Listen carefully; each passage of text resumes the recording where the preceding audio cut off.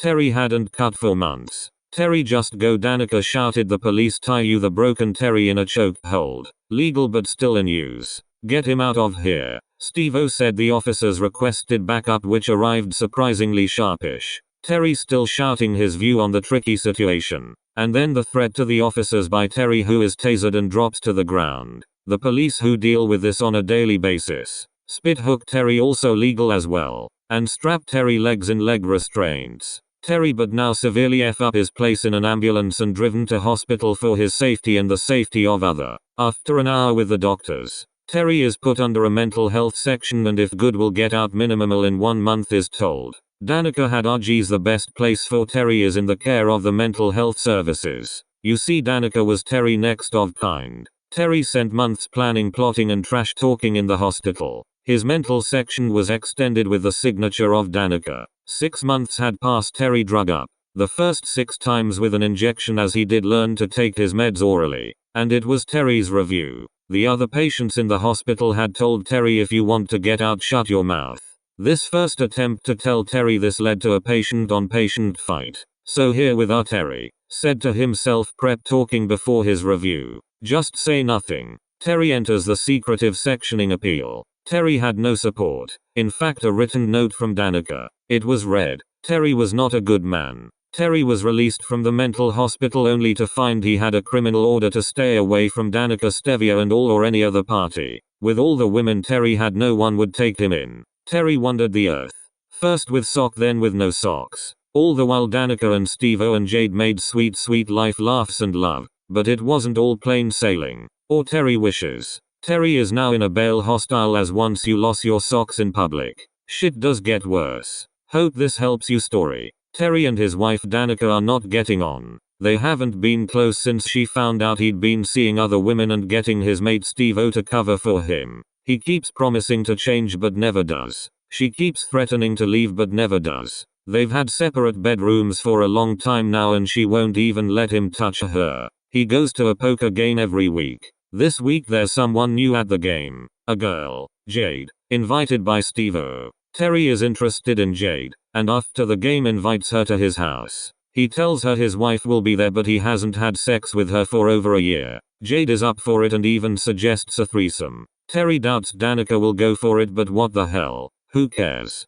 Steve-O gave his apologies and left the game early. When Terry and the girl arrive at the house, Terry finds all his belongings have been packed and are out on the street. Steve-O is there with Danica and they have obviously been planning this for a while. Suddenly, Jade goes over to Danica and gives her a passionate kiss. Danica tells Terry she's been seeing Jade for months. Jade is moving in and she doesn't want to see Terry again. Steve-O tells Terry they'd all had enough of the way he treated Danica and warns him not to make a fuss. Terry is too stunned to respond. Steve-O loads Terry's belongings into his car and drives him to a hotel. He then goes back to the house and joins the ladies in a celebratory nightcap.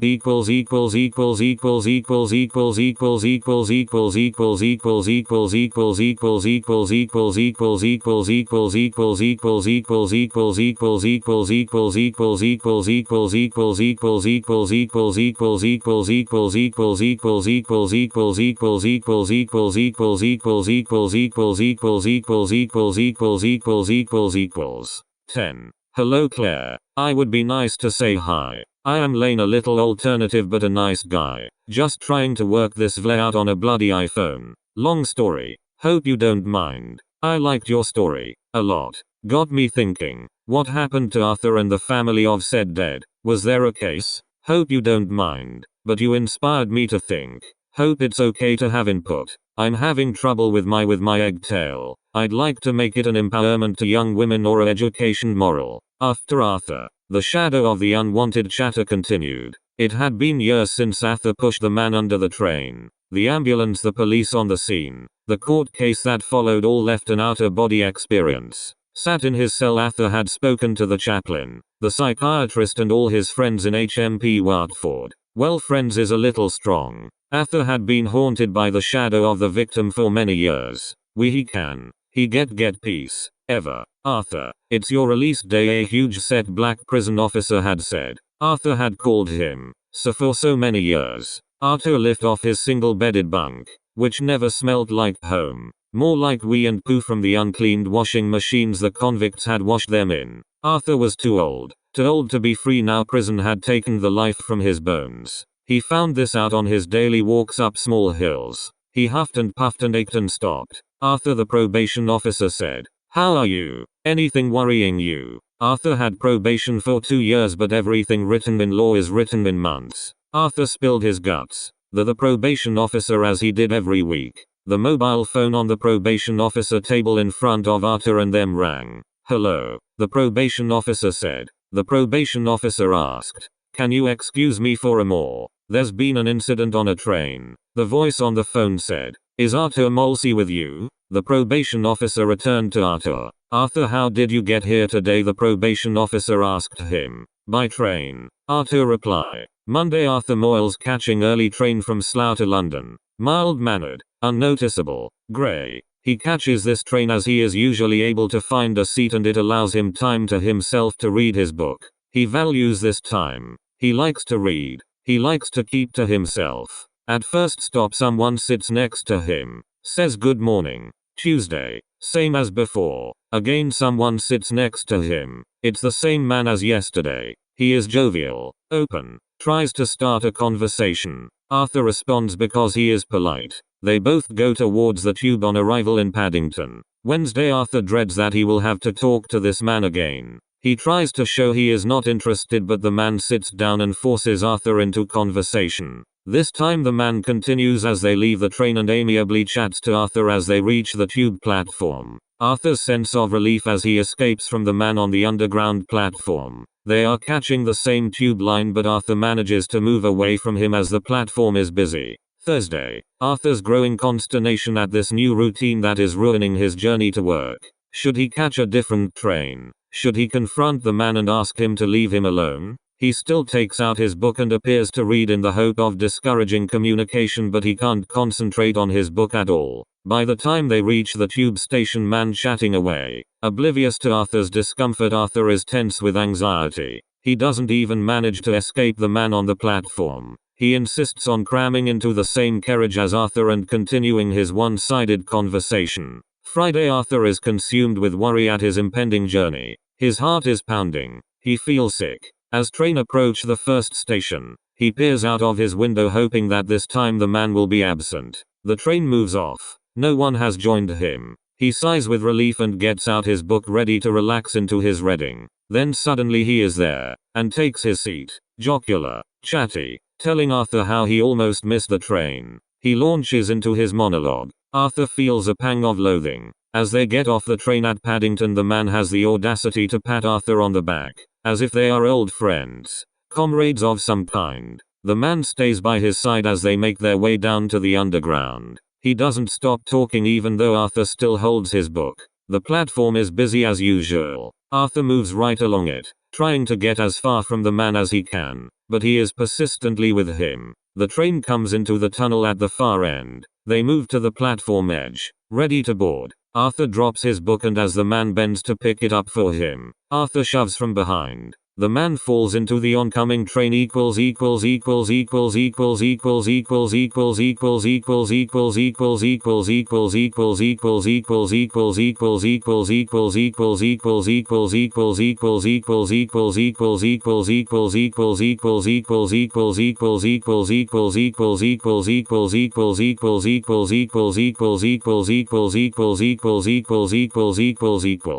11. Silly Squid. Once upon a time in the deep blue ocean lived a squid who wanted to kick the hoop ass out of a chipmunk. He thought long and hard how to find a chipmunk, all the while practicing his kung fu YOO kick. He was a ever so brave little squid. So one day he thought of a plan to get to the woods and kick the hoop ass out of a chipmunk. Your mama sa Puffin. The squid had ink in the ocean. Get him, mommy Puffin. I mean pelican, said. The pelican swooped down and took the squid in his beak. Now listen here, the pelican mumbled to the squid who was kicking off in the pelican's beak. You're a very rude little squid. Yeah, but I'm a hard barstool, the pelican shocked said in reply. You've got guts. You remind me of a rabbit I once knew. I'm rabbit, he muttered. A rabbit, the squid asked. Yeah, those little barstools who live in the woods. Now the squid thought for a second. 0 woods, trees, leaves,